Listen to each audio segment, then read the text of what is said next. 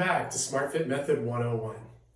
In the last couple of segments, we covered off in detail some of the pillars of exercise. As you may recall, we have 4 key pillars to exercise: strength, stability, aerobic capacity, and aerobic efficiency. Now, this segment comes out at a time when the Tour de France is on. And when we talk about aerobic efficiency, we're talking about the amount of kilowatts an individual can generate while in zone 2. Zone 2 is important because zone 2 is where we oxidate fat for energy. So if our body can be super efficient at using fat as its main source of energy, and you can become better in that zone, you can actually generate more power while staying in zone 2. As a matter of fact, Tour de France riders spend 80% of their time in zone 2. The difference is they're generating on average 4 kilowatts of power while in zone 2, where the average person might be only generating 1 or 2.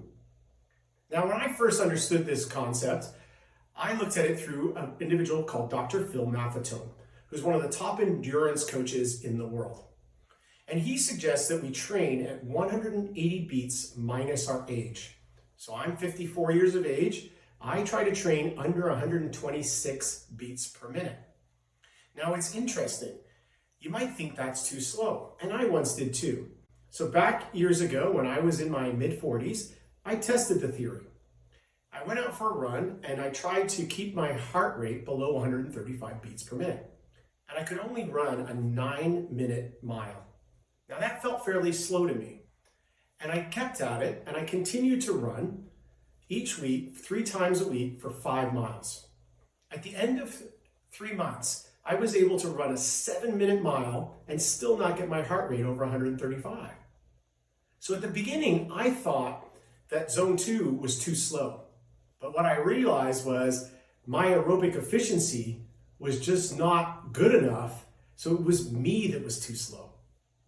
If I can improve my aerobic efficiency, I improve my aerobic baseline, which makes all my other zones much higher, because the bigger the base, the higher the peak. The other thing that I do is I will also, and you will benefit from this too, I'll improve my mitochondria and my ATP. What that means is I'm going to have more energy, I'm going to be more metabolically flexible, which allows me to tap into fat as my resource for energy and stop searching for glucose and glycogen in my system. So this is going to allow me to become much more effective and efficient and do more things as I continue to age.